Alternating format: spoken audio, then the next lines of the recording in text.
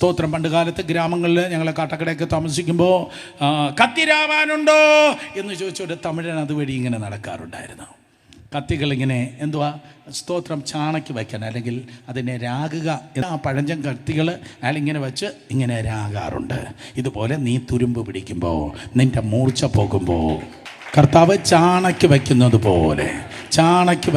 പോലെ ഹല്ലേലൂയ പല വിഷയങ്ങളിൽ വച്ച് നമ്മുടെ മൂർച്ചകളെ ദൈവമായി കർത്താവ് കൂട്ടാറുണ്ട്. അതുകൊണ്ട് ദൈവകൃപയാൽ നമ്മുടെ പ്രാർത്ഥന ഇതാണ്: പ്രശ്നം തരണമേ എന്നല്ല, എൻ്റെ മൂർച്ച കുറയാതെ എന്നെ സൂക്ഷിക്കണമേ. ഞാൻ മൂർച്ചയുള്ള വ്യക്തിയാകട്ടെ, ഞാൻ എഫക്റ്റീവ് ആകട്ടെ. യേശുവിൻ്റെ നാമത്തിൽ ഞാൻ കിങ്ഡത്തിൽ, ദൈവരാജ്യത്തിൽ ഞാൻ എഫക്റ്റീവ് ആകട്ടെ, ഞാൻ പ്രയോജനമാകട്ടെ.